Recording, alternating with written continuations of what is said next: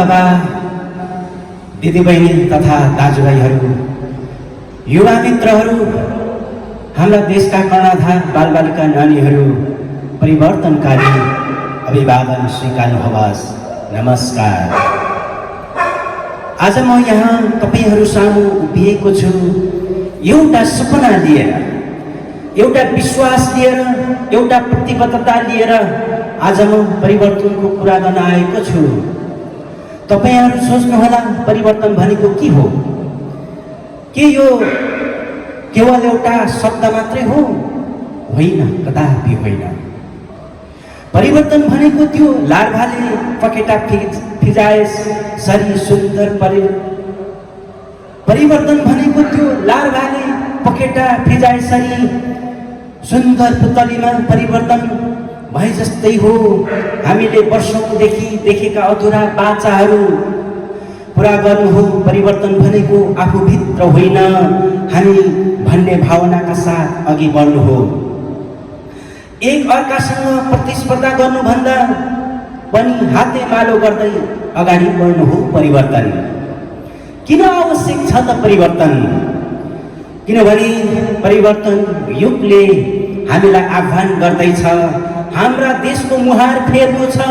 बाटा घाटा खोला नाला वन जङ्गल हिमालहरू परिवर्तनको पर्खाइमा छन्।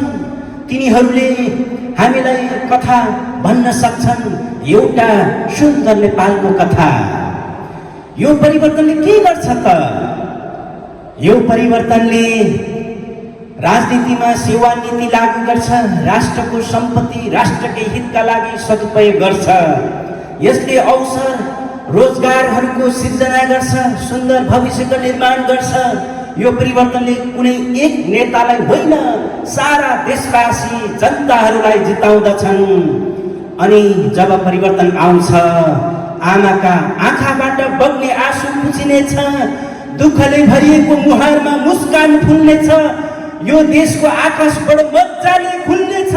इतिहासमै धेरै लामो समयपछि पहिलोपल्ट सगरमाथा गर्वले टाउको उचाल्नेछ। डाँडा काँडा झरना र नदी नाला समृद्धको धन बढ्दै खुसीका लयमा छङ छङ बग्नेछन्। न्याउली र कोइली आफ्नो मधुर स्वरमा खुलेर गाउनेछन्। डाँफे र मुनाल अत्यन्त खुसीका साथ उमङ्गसँगै नाच्नेछन्। जब आउँछ परिवर्तन, शहीदको रगत व्यर्थ नभएको इतिहासले घोषणा गर्नेछ। रगतले सिंचित सपना वास्तविकताको उज्यालोमा फुल्नेछ। त्यो दिन नेपाल उठ्नेछ। कृषिदेखि जलविद्युतसम्म हरेक ठाउँमा विकासका मुहान फुट्नेछन्।